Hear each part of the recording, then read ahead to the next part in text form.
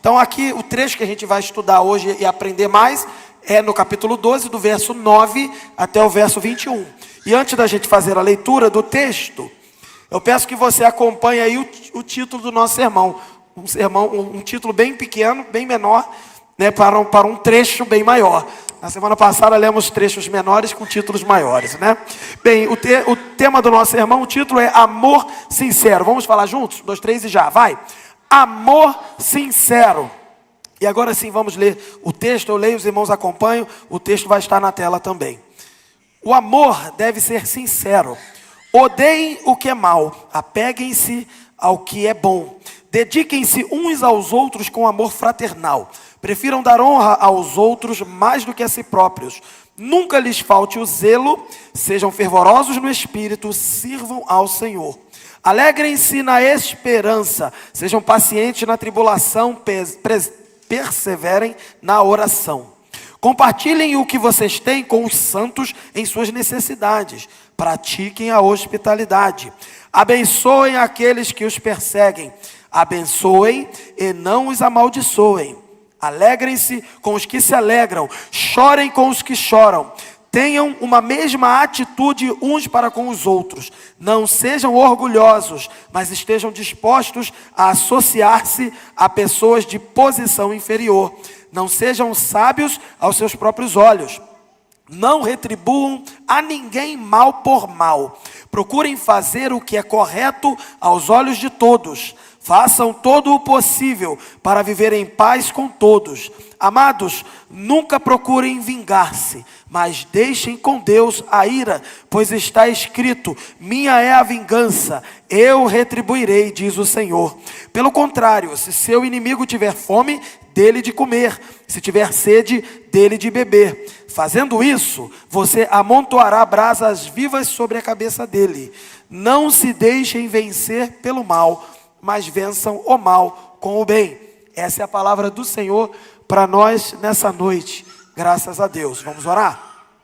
Senhor, mais uma vez em oração, estamos diante da Tua palavra e que Teu Espírito venha sobre nós, nos iluminar e guiar até a verdade. E que sejamos então, Senhor, corrigidos, confrontados, encorajados, aperfeiçoados e moldados por esta palavra. Para que o nosso caráter seja cada vez mais parecido com o Teu caráter. Senhor, afasta de nós toda distração e todas as vozes que tentarem falar, competindo, concorrendo com a Tua voz, sejam silenciadas, para que somente ouçamos a Tua voz e entendamos o que Tu queres e o que Tu tens para nós nessa noite. Muito obrigado, Senhor, em nome de Jesus. Amém.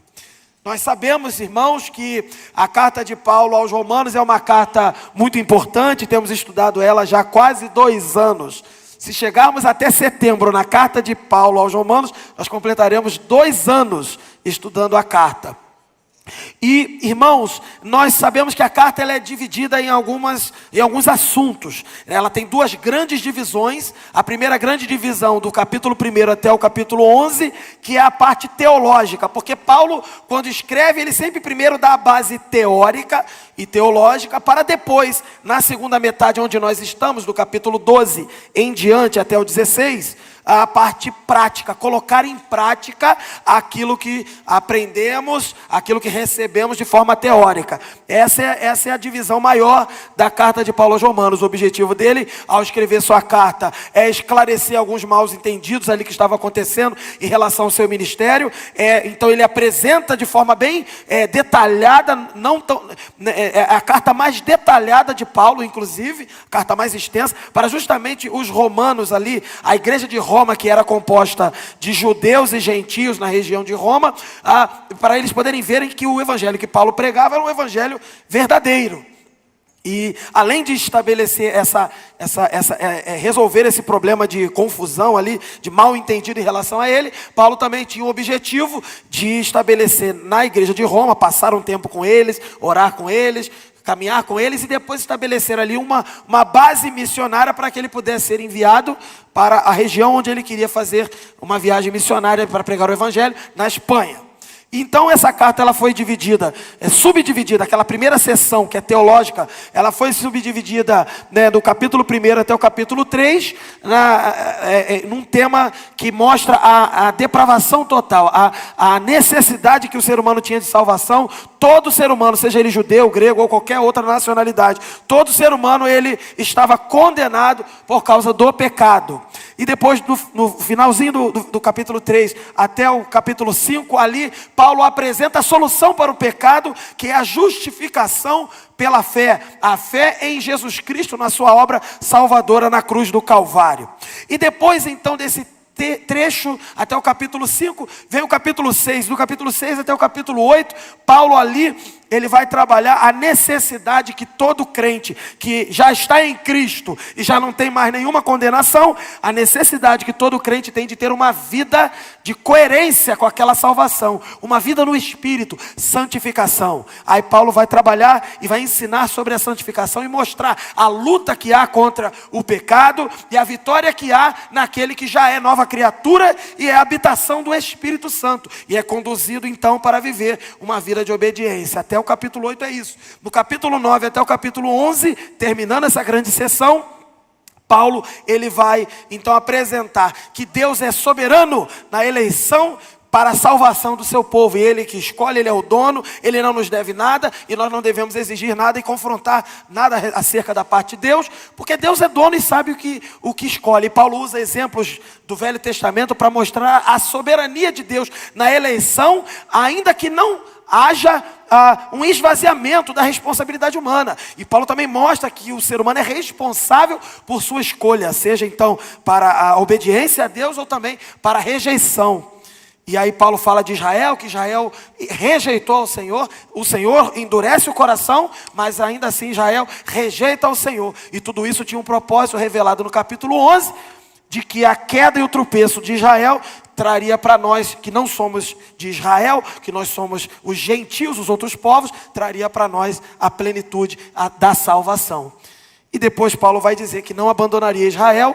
E a última, então, geração de Israel, quando Jesus Cristo voltar, essa verá Jesus, crerá em Jesus e será toda ela salva, diz o texto ali, até o capítulo 11. E aí vamos para o capítulo 12, iniciamos o capítulo 12, conversamos sobre os 2 primeiros versículos, falando de uma entrega que nós devemos ter, apresentar os nossos corpos como sacrifício vivo, santo e agradável a Deus, que é o culto racional e espiritual, e ter as mentes renovadas.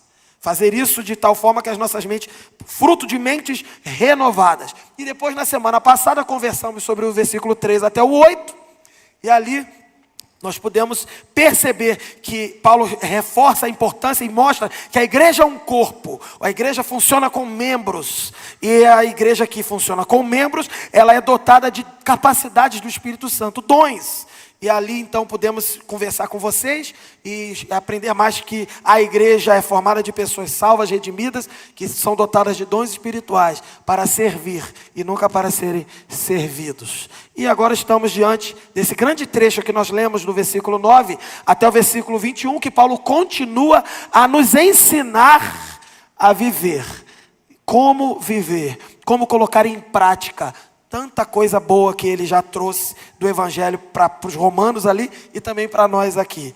E aqui nós podemos então fazer uma divisão diferente, para a gente entender o texto. Pode passar, já estou entrando no primeiro ponto. Nós vamos dividir o texto não de forma linear, como eu costumo fazer, mas de acordo com os temas. Então o primeiro tema que nós podemos identificar, subtema que a gente pode identificar nesses versículos de 9 a 21, é o amor sincero, que eu já disse que é o título. Então, amor sincero primeiro para com Deus. Paulo vai mostrar que há a necessidade de nós vivermos e expressarmos um amor sincero para com Deus. E nos versículos 9, 11 e 12, nós veremos isso. No segundo ponto, Paulo vai mostrar que há também a necessidade de vivermos amor sincero para com os nossos irmãos, dos versículos 9, 10, 13, 15 e 16. E por último, nós veremos também a necessidade de expressarmos amor sincero para com os inimigos, nos versículos 14 e também do 17 até o 21. Então vamos lá, vamos iniciar essa jornada de amor sincero. Nesse primeiro ponto em que Paulo vai apresentar alguns aspectos do amor sincero que temos que expressar e viver para com Deus. Paulo vai desenvolver esse tema de amor sincero para com Deus de tal forma, considerando que havia ali uma cultura romana e grega, chamada greco-romana. E dentro dessa cultura greco-romana, era uma cultura muito tolerante. E alguém pode dizer, mas a tolerância não é boa? Depende, se você tolerar o mal, vai ser problema. Se você tolerar coisas positivas, ok, mas se você tolerar o mal, vai ser problemático. Então, aqui o problema daquela cultura, que ela era tolerante com o mal, tolerante com o pecado. E eles tinham ali o conceito dos deuses, os deuses romanos e gregos, que tinham uma certa similaridade, paralelismo ali, em que eles eram falíveis, eles tinham problemas morais, e eles não ligavam para isso. Não importa, Deus também tem problemas morais. Eles eram bem assim liberais com relação a pecado, santidade, maldade, etc. A cultura era essa. Então os deuses como Zeus, Netuno, Plutão, todos esses deuses, eles tinham atitudes e sentimentos humanos. E a moral deles era baixíssima, dentro do contexto em que eles viviam. Então eles eram moldados, aquela cultura, com aquele conceito religioso deles. E nesse contexto que Paulo vai tratar um tema de um amor sincero. Um amor, nesse caso aqui, para com Deus. E também para os irmãos e para os inimigos, como vimos. Mas aqui para com Deus. Vamos voltar, então, ao versículo 9. No versículo 9, Paulo vai dizer o quê? Veja bem no versículo 9. O amor deve ser sincero. Já começa por aí. Amor sincero. Amor que não se esconde, amor que não tem cera. A palavra aí do sincero é sem cera. Com aquela ideia do vaso que estava quebrado, aí colocava-se cera para esconder o defeito e vender como novo. E então as pessoas, segundo essa palavra e essa expressão que Paulo usa, as pessoas poderiam ser assim, esconder as suas imperfeições para se vender como puras, como infalíveis até. E o amor deve ser sem cera, sem esconder nada, e ser verdadeiro, revelar. E aí Paulo então começa a apresentar esse amor sincero no contexto para com Deus. E aí no versículo 9, na parte final, ele vai dizer assim, odeiem o que é mal. Não é isso que ele diz? Logo depois do amor sincero, odeiem o que é mal. Aí você fala assim, poxa, a primeira lição que eu vou extrair do amor é odiar. Porque é um pouco isso, gente. O amor, e quem ama, só pode amar aquilo que é bom, aquilo que representa o bem. E deve odiar o que é mal. Mas e o amor para com os inimigos? Nós vamos chegar lá. Mas o princípio geral e universal é, o que é bom a gente ama, e o que é mal a gente odeia. E se a gente ama o que é mal, isso não é amor. Isso não é amor. Até porque foi bem lembrado aqui pela irmã Isabelle, que lembrou que Deus é amor. Como um Deus que é amor vai amar o que é mal em detrimento do que é bom? Então, não tenhamos dificuldade de compreender. Isso aqui é uma questão até óbvia. O que é ruim deve ser odiado e a gente deve se afastar disso. O mal é tudo aquilo que é contrário à santidade de Deus, contrário à sua lei, contrário ao seu caráter. Então eu vou ter que agir como em relação ao mal? Odiando o mal. Esse é isso que Paulo está mostrando. A gente tem que demonstrar essa atitude de repulsa com relação ao mal no meio de uma sociedade que já aceita tudo. No meio de uma sociedade que diz que é tolerante, que isso é bom. Odiar o mal. Eu não estou falando de odiar pessoas. Vejam, estamos falando aqui, Paulo está falando de odiar o mal, o causador dos problemas das pessoas, inclusive. Tá? Então a gente tem que demonstrar isso. A gente não pode concordar com o mal e permanecer calado. Também não estou aqui propondo a gente fazer revoluções e fazer protestos pelas ruas. A questão aqui são atitudes movidas pela Escritura. Inclusive no capítulo 13 da semana que vem nós vamos falar sobre autoridades, respeitar as autoridades governamentais. Aí a galera que gosta um pouco de política e tal, de querer entender um pouco, vai ver qual é a perspectiva bíblica acerca dessas questões, né, das autoridades. Mas a gente tem que ter um posicionamento claro. O que é ruim é ruim. E é ruim não é porque eu não gosto. Esse é o ponto. As coisas são ruins, ou seja, as coisas são más, não é porque eu não gostei delas. Porque se for assim, então o critério é você. E não é. As coisas são ruins aos olhos de Deus. E isso a gente vê revelado na Escritura. Se a Bíblia diz que é mal, ainda que eu tenha uma tentação de achar que é bom. E eu devo odiar aquilo que eu tenho na minha carne e vontade de gostar. Porque aquilo é mal. Então, isso tem que ser bem claro e objetivo. Então, a gente não pode concordar com o mal e ficar calado. Às vezes, o silêncio pode significar, inclusive, cumplicidade. Você é cúmplice daquele mal, quando deveria se manifestar contrário e se posicionar contrário àquela situação. O cristão, ele tem que expressar essa contrariedade e dizer, isso aqui está errado. Está errado por esse e esse motivo. Apresentar o motivo. Mas a gente pode fazer isso sempre com amor, com moderação, com educação, com humildade e nunca querendo confusão. Até porque quem está incomodado com o mal é porque quer que aquele mal seja reparado e que haja agora uma substituição de uma atitude má por uma atitude boa. Então ninguém está ali para punir, está ali para restaurar, para melhorar aquilo ali. A nossa atitude de contrariedade ao mal, ela tem que ser para buscar o bem na vida das pessoas.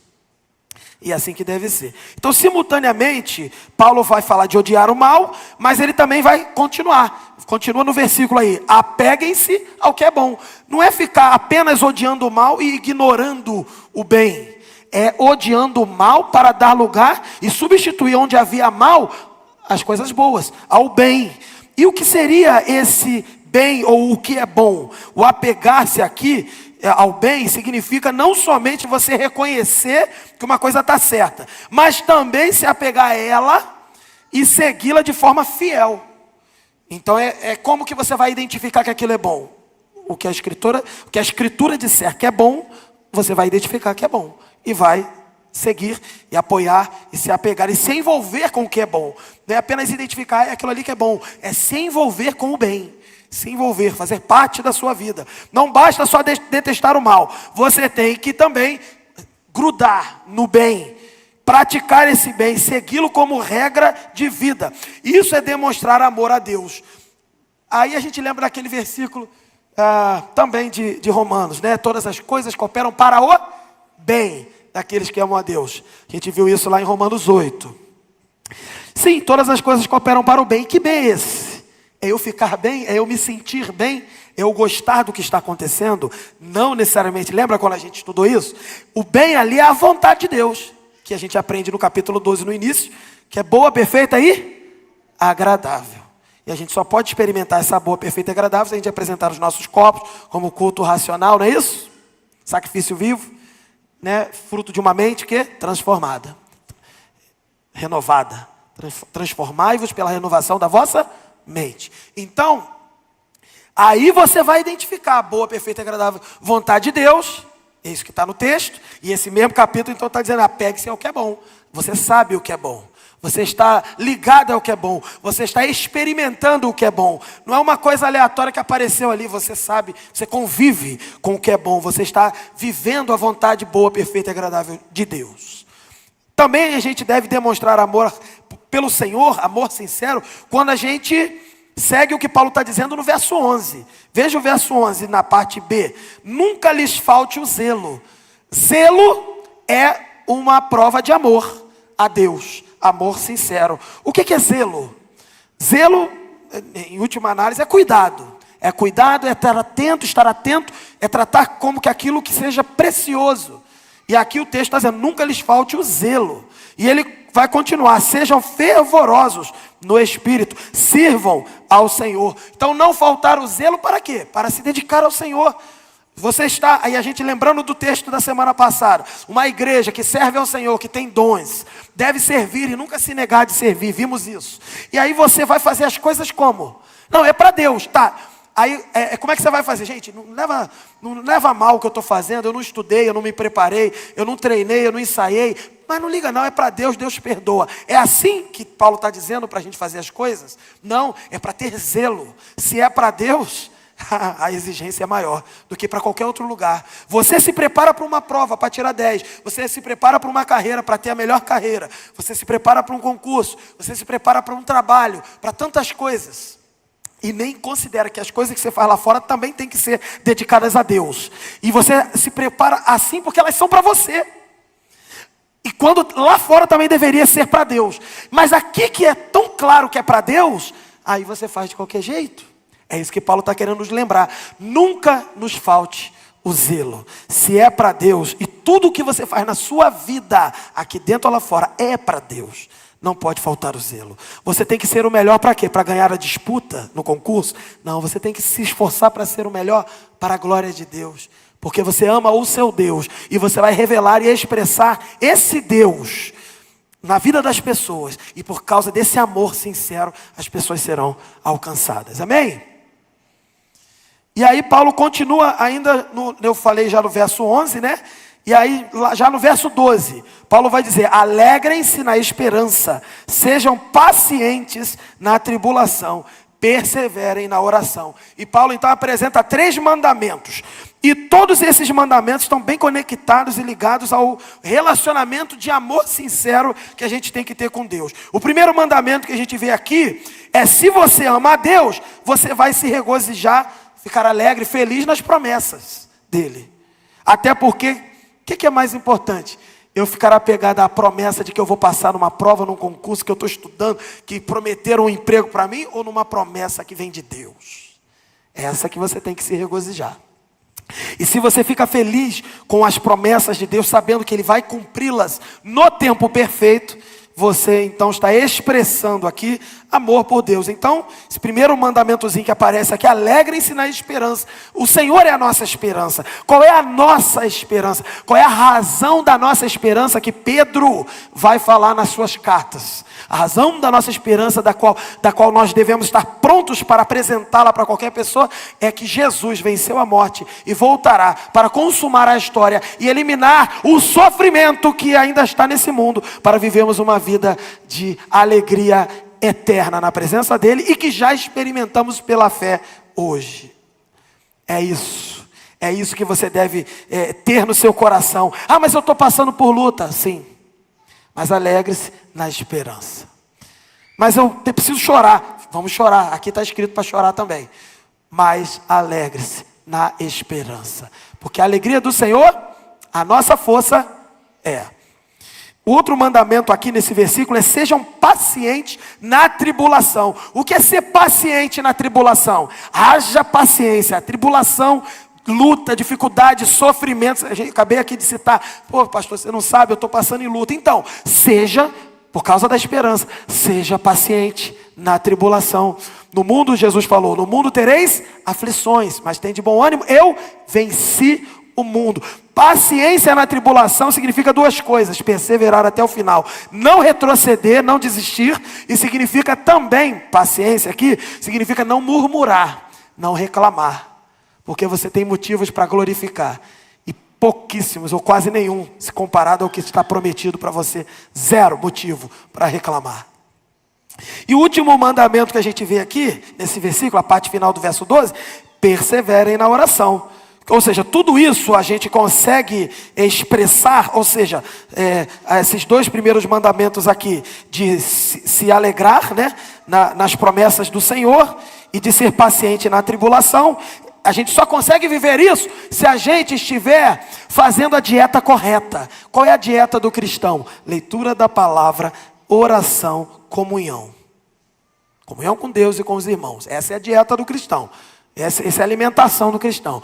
Ele vivendo essa dieta, ele vai estar saudável. E aqui então Paulo lembra, perseverem na oração. E por que o texto é persevere? Porque muitas vezes você vai orar, primeiro você vai ter que perseverar porque a sua carne não quer orar. Você já não quer orar. Já começa por aí. E além de você, o mundo não quer que você ore. A vida é hostil. A vida que você vive, a vida nesse mundo, ela é contrária às coisas de Deus. Ela é contrária a alguém que vive em oração. A vida te coloca numa situação de falta de tempo, de confusão. Quando você vê o dia passou, a semana passou e nem orar você orou. E, sinceramente, orar é só falar: Senhor, já começou a orar. E aí quando vê, a gente não está orando. Aqui o texto é claro: você só vai resistir às lutas e às adversidades, e vai desfrutar das promessas de Deus como sustento para a sua vida, e desfrutar da alegria, e vai conseguir perseverar até o final, resistir, ter paciência até o final, se perseverar, se insistir naquilo que teu corpo não quer. Porque é igual você doente querendo tomar um remédio. O remédio é ruim, o médico manda tomar, aí o que você faz? Não quero porque é ruim, mas você tem que tomar obrigado. Sim ou não, gente? Não toma obrigado? Então, oração nem sempre você vai querer. Faz o quê? Obrigado. Para mortificar a sua carne e fortificar o seu espírito. Perseverem na oração. Amém?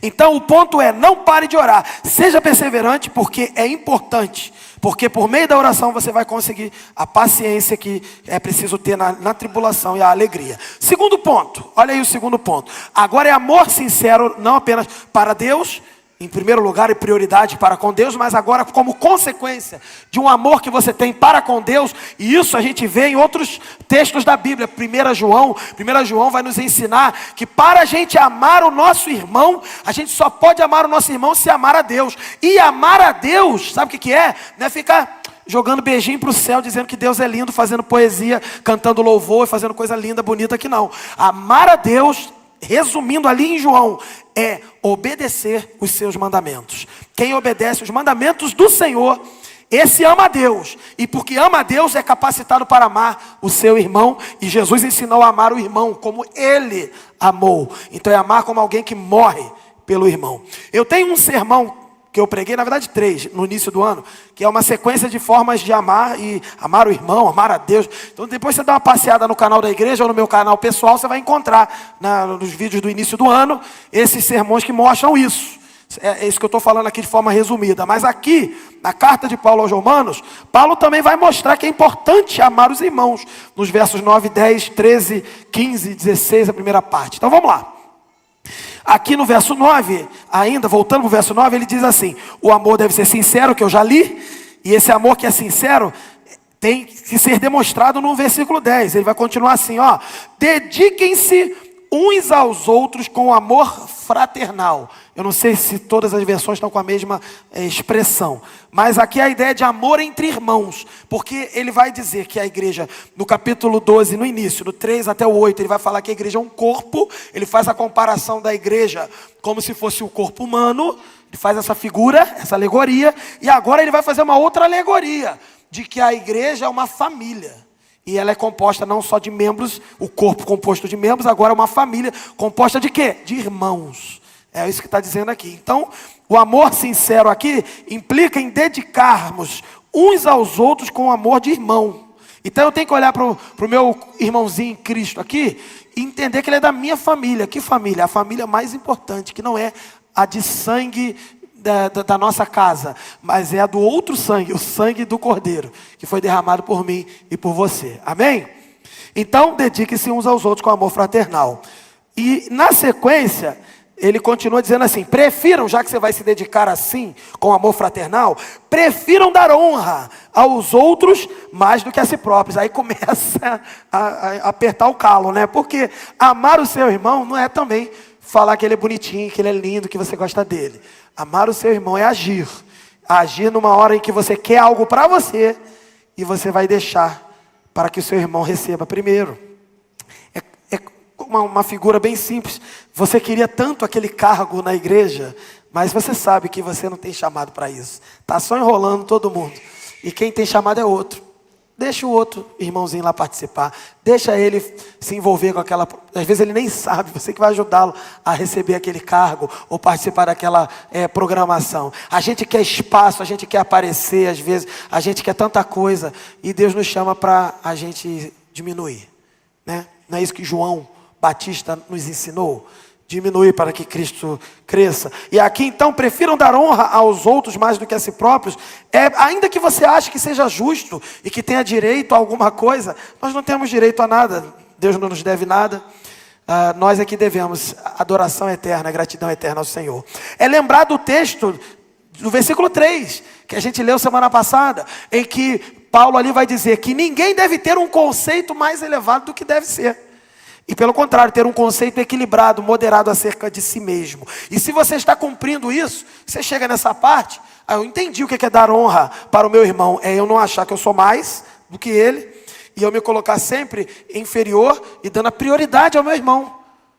Quando a gente busca o nosso benefício e não busca o benefício do nosso irmão, na prática está todo mundo buscando benefício para si, e ninguém vai ter benefício nenhum. Agora, quando todos buscam o benefício do outro, todos serão beneficiados. É isso que acontece. É isso que está sendo ensinado aqui. E em seguida, Paulo, no verso 13, vai falar assim, ó: compartilhem o que vocês têm com os santos. Aqui é os cristãos, né? Os cristãos em suas necessidades. Aqui Paulo está falando de um amor que tem que ser demonstrado de forma prática. Então, seu irmão tem necessidade, pode ser material, pode ser até emocional, pode ser algum nível, né, de necessidade, e você tem como ajudar e suprir. Aí você fala: não é comigo. Não, é contigo, porque primeiro, a igreja é um corpo e os membros estão envolvidos no mesmo objetivo do corpo, e a igreja é uma família em que um irmão sente aquilo que o outro irmão precisa e passa. O amor sincero é aquele que coloca a mão no bolso até para comprar comida para um necessitado, em vez de dizer ao irmão assim: ó, vai orar, ele está precisando, você não dá comida, mas vai orar, persevere na oração. Fala, aí é fácil, né? Para o outro é mole, né? Aí você vai lá e fala isso: vai orar, vai fazer lá a tua oração que Deus vai te ajudar. Não é assim. O amor sincero coloca a mão no bolso para comprar comida para o necessitado e faz a diferença na vida do seu irmão. O amor verdadeiro é você ir lá, não apenas com palavras, mas com as atitudes, e ajudar aquela pessoa em qualquer situação, seja ela qual for. Isso é ser irmão, isso é ter amor fraternal com seu irmão. O reverendo Augusto Nicodemos, que os irmãos sabem que eu baseio os nossos sermões, em grande parte também no conteúdo dele, e ele vai afirmar que no primeiro século, os inimigos dos cristãos, eles podiam falar tudo o que eles quisessem dos cristãos. Eles podiam falar que o cristão era rebelde, descumpria a lei, até poderia falar. Mas eles tinham que admitir algumas coisas dos cristãos. E, por exemplo, Juliano, o apóstata, que era um imperador romano que odiava o cristianismo, ele lamentava a bondade dos cristãos para com os não crentes. Quer dizer, ele queria punir aqueles cristãos, mas aí ele ficava incomodado, porque eles eram bons. Os cristãos eram bons com os não crentes. Ele dizia assim: esses ímpios galileus não alimentam apenas os seus próprios pobres, mas também os nossos.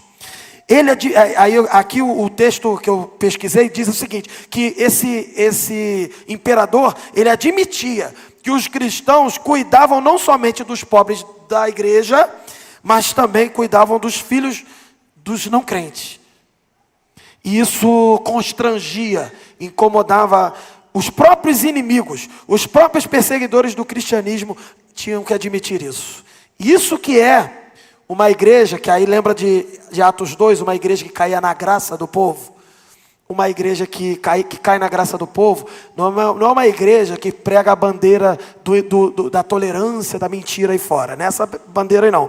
Uma igreja que cai na graça do povo, prega o evangelho que confronta e é chamado de intolerante e perseguido, e mesmo assim faz o bem. Mesmo assim faz o bem. E aí constrange aqueles acusadores e opositores.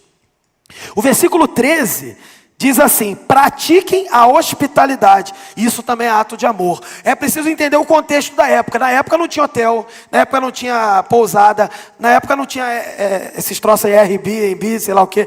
Não tinha essas coisas. Na época era a casa das pessoas. E Paulo aqui, quando apresenta essa importância de praticar a hospitalidade, é num nível maior de preocupação do que hoje é necessário. Hoje nós praticamos a hospitalidade nos pequenos grupos, em pequenos momentos ali que a gente separa para abrir as nossas casas, para estudar a Bíblia, para orar, para receber nossos irmãos. Naquele tempo, a igreja só cresceu porque abriu a porta das suas casas. E porque as pessoas iam de uma casa a outra, não tinha hotel, dormiam na casa dos outros, para poder continuar desenvolvendo o trabalho missionário. A hospitalidade é uma característica de amor entre irmãos e também um critério qualificador de uma liderança bíblica, de um pastor, de um diácono ou de qualquer outro líder de ministério que quiser exercer liderança. Ele precisa estar preparado para abrir a sua casa na medida que ele é o dono da casa, né? Se ele não é o dono da casa, precisa chegar num acordo com a outra pessoa também. Mas a hospitalidade é uma característica, é ato de amor aos irmãos. A prática da hospitalidade permitiu o cristianismo crescer no primeiro século. Havia uma pessoa que foi mencionada em 3 João, na terceira carta de João. Essa pessoa se chamava Gaio. E essa pessoa que era o Gaio, ele não era um missionário que saía de lugar em lugar pregando. Ele era uma pessoa que tinha o ministério de abrir a sua casa como base e receber os missionários. E se não fosse o trabalho dele ao ponto de ser mencionado, o objetivo dessa terceira carta de João era isso. Era mostrar um bom exemplo de hospitalidade em prol do crescimento do reino do evangelho, para que outros também fizessem a mesma coisa. Então você vê como há uma coerência entre Paulo e João, por exemplo, com relação aqui ao amor, e o amor que é expresso na prática também, com hospitalidade. No verso 15, Paulo vai dizer: alegrem-se com os que se alegram. Tem gente que tem dificuldade de se alegrar na vitória do irmão. O irmão passa numa prova, passa no concurso, o irmão vai casar, o irmão vai ter um filho, aí a pessoa está lutando para ter um filho, ele não consegue, aí o outro tem, fica aquele constrangimento, o outro está arrumando um emprego, está tentando arrumar um emprego, o outro arruma, ele não consegue se alegrar. A Bíblia fala para a gente se alegrar. E também chorar, mas primeiro alegre-se com os que se alegram. O que Paulo está falando aqui, que a vitória de um é a vitória de todos. Ainda que um só vai desfrutar e o outro nem vai desfrutar tanto. A vitória de um é a vitória de todos, porque somos um corpo. Somos um povo em unidade. E somos, nesse caso aqui, a família de Deus. O que Paulo está falando é que a gente não pode ser como o filho mais velho da parábola do filho pródigo, que não se alegrou com a restauração do filho que foi embora. O filho que foi embora gastou tudo, é verdade, perdeu tudo, foi comer farelo com os porcos, estava comendo bolotas, diz o texto, com os porcos, e o pai foi até ele foi até um pedaço, depois o pai correu até ele, buscou e mandou preparar uma festa. Tipo assim, alguém poderia dizer assim: não podemos fazer uma festa, senão vai estimular outras pessoas. Se toda vez que alguém for embora fizer tudo errado, vai ganhar uma festa. Então o filho foi meio fariseu, ele foi meio religioso e não se alegrou. Eu estive sempre aqui, nunca tive uma festa. E o cara que vai embora é que ganha a festa. Olha a leitura que ele faz. Que leitura é essa? É uma pessoa que quer honra para si e não dá a primazia para o outro. É uma pessoa que não consegue se alegrar. Que mais importante do que quem tem festa e quem não tem festa, mais importante é a restauração de quem estava morto.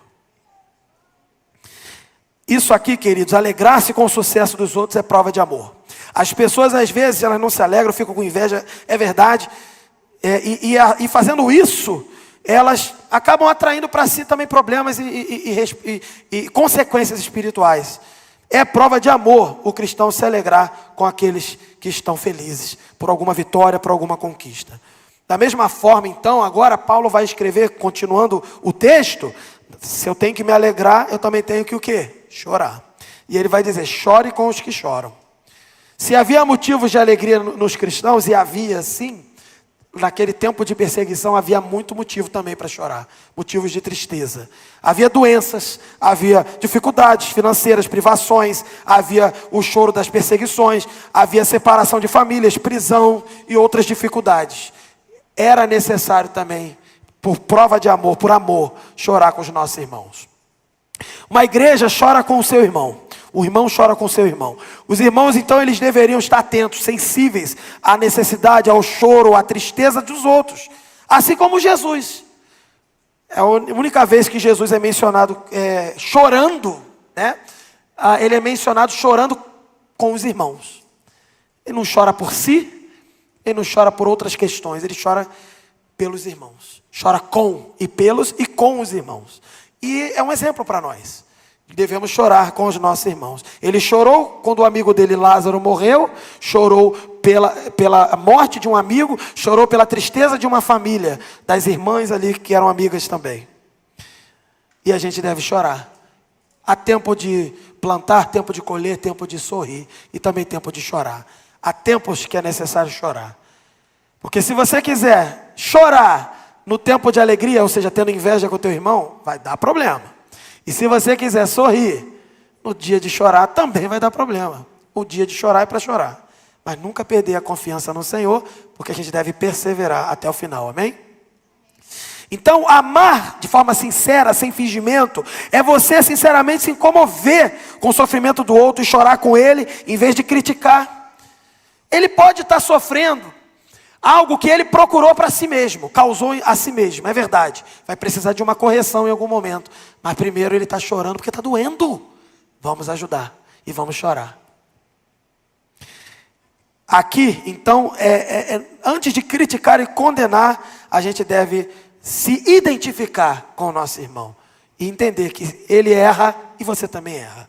Concordar com o erro? Nunca. Tolerar o erro? Nunca. Mas perceber a dor e se envolver. Ter a famosa palavra empatia.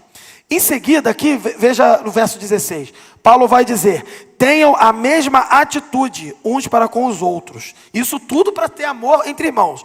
Tenham a mesma atitude, verso 16. O que significa isso? É viver em harmonia, ter o mesmo modo de pensar, ter o mesmo objetivo, ter o mesmo alvo. Não é concordar em tudo, mas é ter unidade.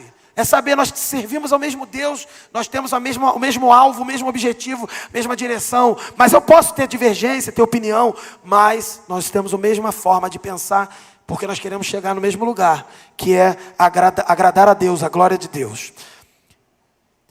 Isso aqui, inclusive, é importante a gente perceber que é necessário ter humildade. Humildade para reconhecer que às vezes as questões que a gente considera importantes, elas não são tão relevantes.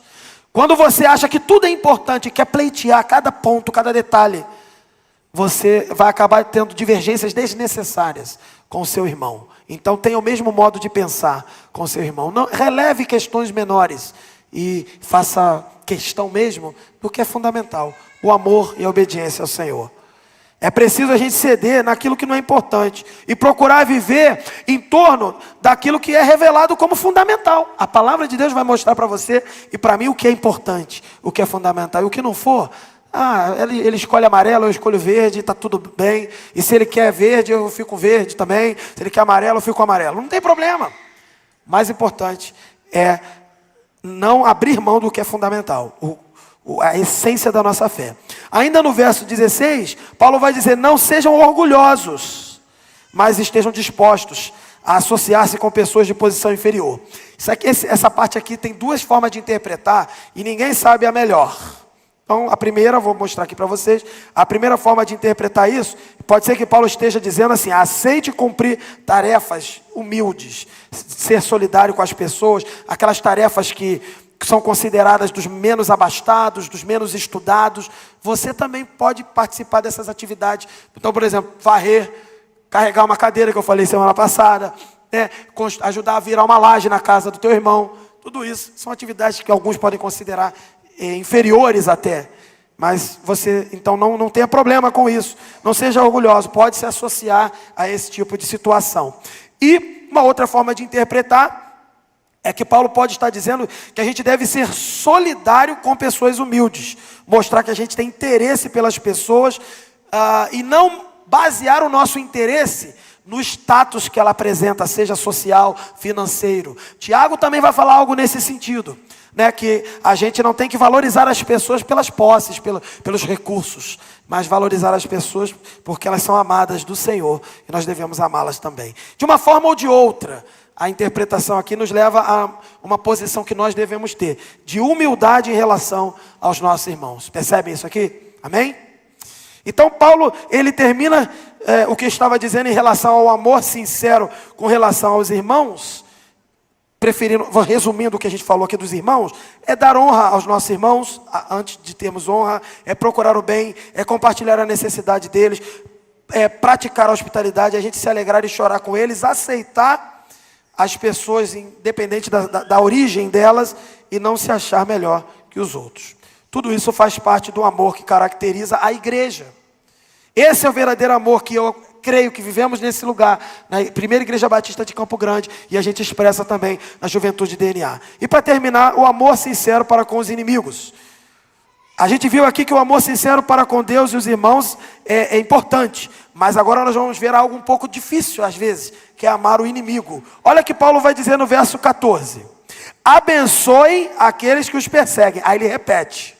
Por que ele repete? Abençoe e não os amaldiçoe. Por que você acha que Paulo repete? Paulo repete porque é difícil. É difícil abençoar o inimigo. Por isso ele repete e fala: abençoe, não amaldiçoe. Abençoe. Porque a tendência que a gente tem é dizer que o Senhor te leve para o inferno, seu inimigo, você morra. Não é assim que a gente pensa? Mas não é assim que tem que ser. É abençoar o inimigo. É confiar, é fazer como Jesus. que lá na cruz, ao invés de ele falar algo desse tipo, ele falou o quê? Pai, perdoa-lhes, pois não sabem o que fazem. Não é isso que Jesus falou? É fazer como Estevão, que repetiu essa atitude de Jesus também na hora da sua morte. E ele também orou por quem estava causando aquele sofrimento e levando ele à morte. Estevão disse assim: Senhor, não lhes atribuas este pecado. É assim que nós devemos ser. E nessa mesma linha, pensando nos inimigos, que a gente deve orar. Por que a gente deve orar pelo perdão dos inimigos? Porque nós já fomos inimigos de Deus. E Ele nos perdoou.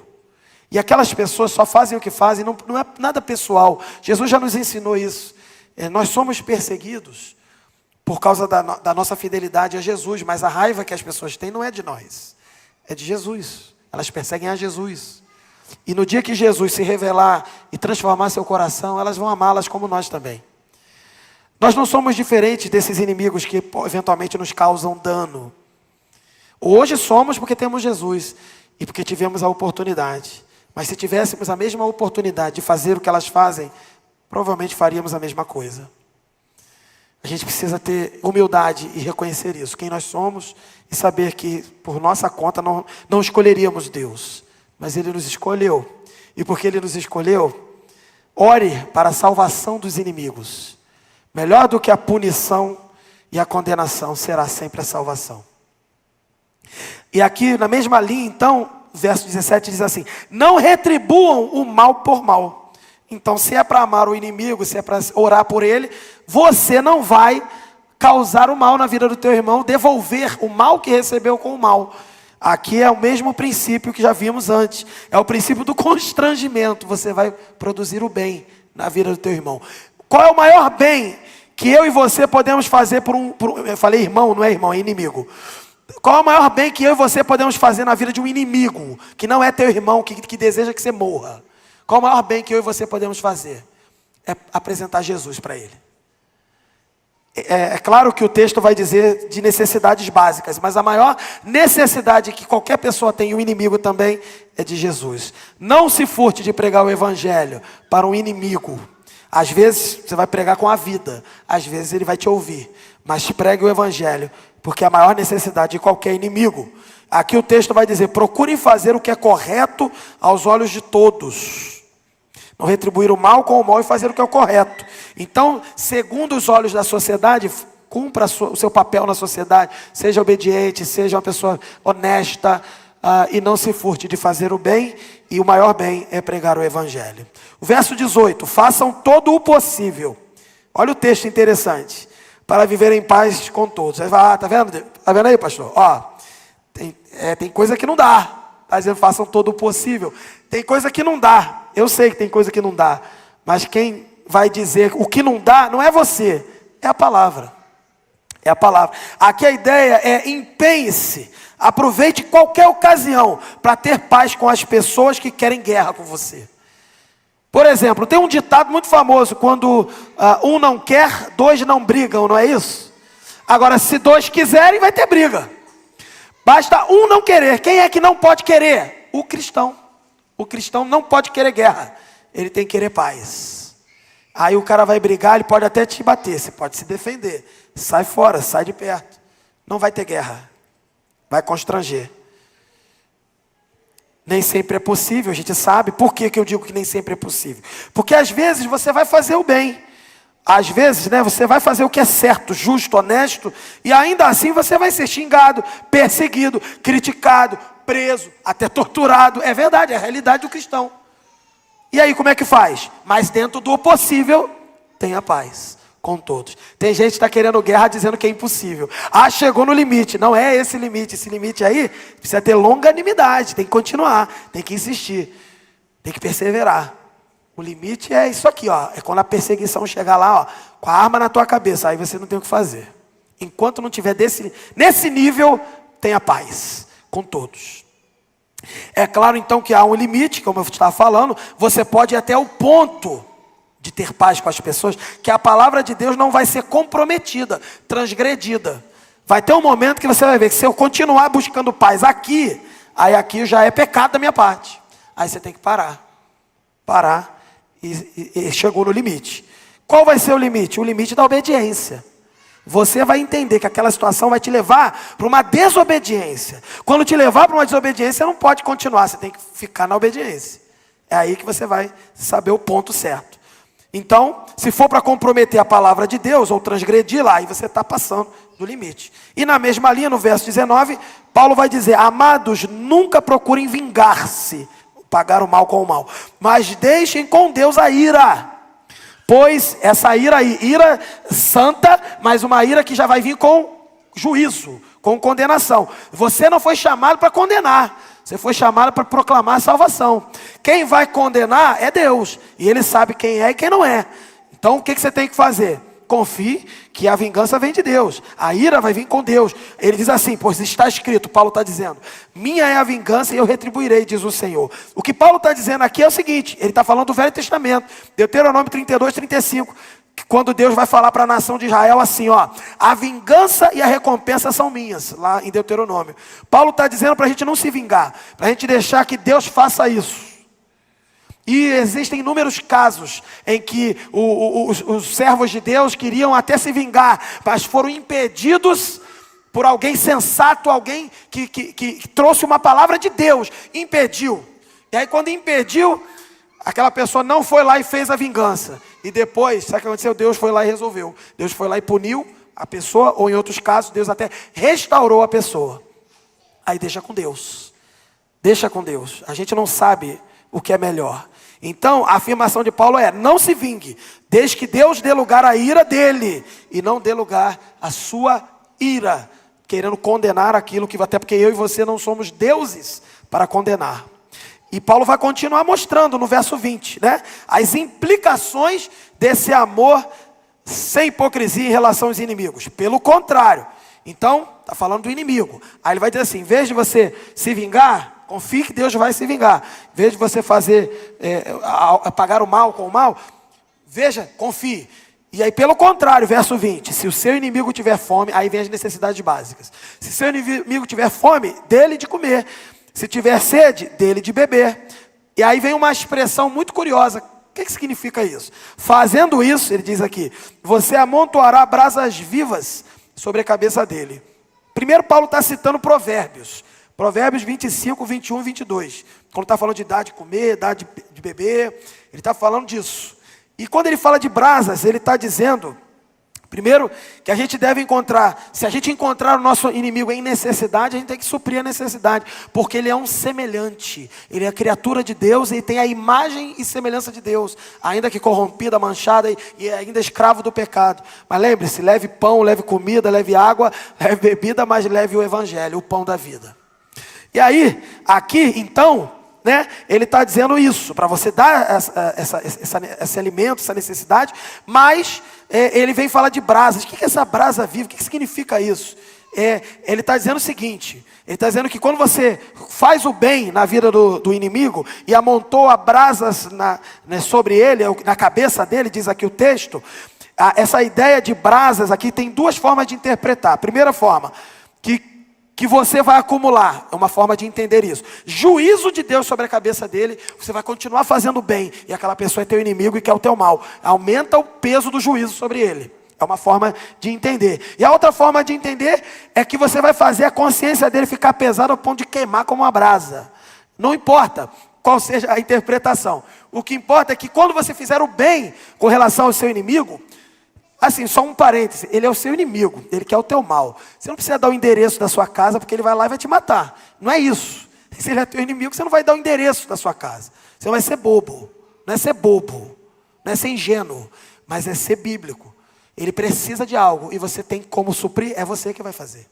Você não vai virar as costas. Agora, quando você faz isso, você constrange, e aqui então, ou amontoará juízo, ou vai então pesar a sua consciência. De uma forma ou de outra, o bem que você fizer vai provocar um incômodo que vai gerar reflexão na vida daquele inimigo. Um constrangimento em algum nível. Então, aí Paulo resume no verso 21 o nosso sermão. O resumo do sermão todo está no 21, no final do capítulo. Não se deixem vencer pelo mal, mas vençam o mal com o bem.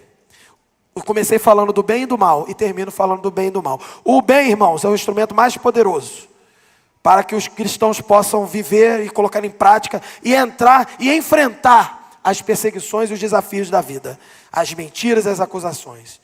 Não deixe os inimigos vencerem com o mal, mas faça apresente o bem na vida do inimigo, do amigo, do irmão, de quem for. Viva pelo bem e transforme a vida das pessoas. Faça algo diferente do que se espera. Porque o que se espera é vingança, o que se espera é mal. O que se espera é fazer a mesma coisa. Nós não vamos fazer a mesma coisa. Nós vamos fazer o que é diferente, porque nós vamos viver um amor sincero. Não é um amor mentiroso e hipócrita, é um amor verdadeiro. Então, no que for possível, que a gente tenha paz mesmo. E é assim que a gente vai vencer o mal. E para a gente, então, aprender 3 lições, joga, eu não vou demorar não, é só comentar as frases. Pode passar para o próximo, por favor. Parou aí, travou? O próximo, aí... O cristianismo é para ser vivido na prática. Essa parte final da carta de Paulo aos Romanos, do 12 até o 16, é para mostrar que o que se aprende na teoria é preciso expressar na prática. Não adianta você ser o teólogo do escritório. Você tem que ser o teólogo do escritório, mas que a sua vida seja coerente. Você tem que conhecer teologia, saber tudo, ensinar as pessoas, mas viver. Colocar em prática. A prática é fundamental. Um segundo aprendizado é que o amor não é um sentimento, mas é atitudes. Assim como amar a Deus é obediência aos mandamentos, de tal forma que somos capacitados também a amar o próximo e amar o nosso irmão, então amar é obediência. Aqui tem uma lista de obediências que a gente tem que colocar em prática. E está bem detalhado, porque, por exemplo, nos sermões que eu preguei no início do ano, eu falei de forma mais conceitual. Mas eu disse que na Bíblia tinha textos que davam detalhes de como amar. Aqui tem um, com inúmeros detalhes de como amar a Deus, as pessoas e o inimigo. Está aqui. É só a gente colocar em prática. Faz a listinha, bota lá número 1, número 2. Eu tenho que fazer isso, eu tenho que fazer. É assim mesmo. Você quer fazer como? Achando que vai entrar miraculosamente, o negócio vai entrar, vai sair automático. Não, a sua carne e o seu corpo não quer amar. Amar é obediência. E a obediência é contrariar o enganoso coração do homem. É contrariar o coração que não sente vontade de amar. Ao ponto de que quando você obedece, o seu coração é governado. É moldado, o seu sentimento é adestrado, ajustado ao sentimento de Deus. Por isso que Paulo escreve em Filipenses: seja a atitude de vocês a mesma atitude de Jesus, que mesmo sendo Deus, não tomou para si o fato de ser Deus, né? Se esvaziou, se humilhou sendo homem e tal, foi obediente. Então nós temos que obedecer. A obediência vem primeiro. E o sentimento, ele acompanha a obediência. Quem esperar sentir alguma coisa para obedecer, está vendido, está lascado. Porque não vai conseguir.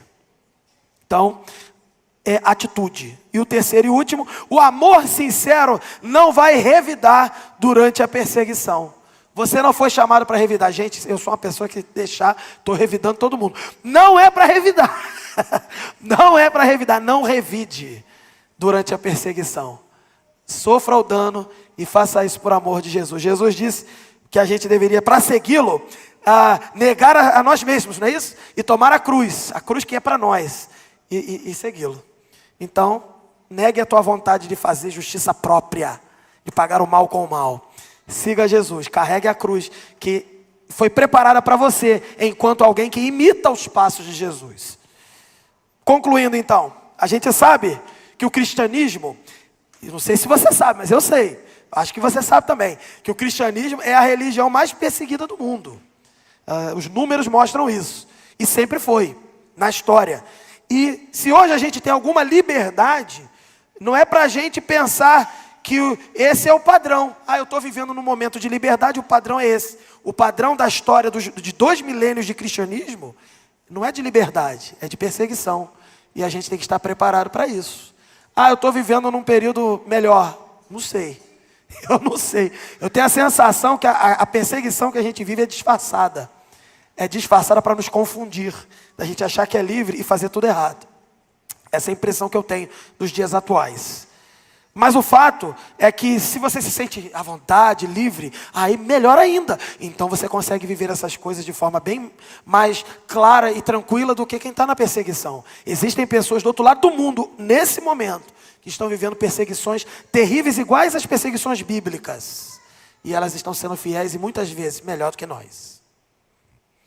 Então que a gente possa se apegar à palavra de Deus e se posicionar para viver esse amor que é sincero.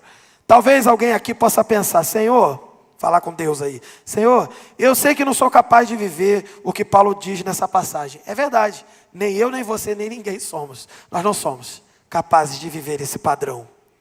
É isso que você tem que dizer para Deus mesmo: Senhor, eu não sou capaz. Porque quando você apresenta a sua fraqueza, aí vem a força de Deus. Agora, quando você acha que você é forte, Ele te derruba para mostrar quem Ele é. Mostre-se para Deus como alguém fraco mesmo. Você é fraco. Agora, na conclusão, a gente vai refletir. Refletir o quê? Que a gente pode se apegar à palavra de Deus.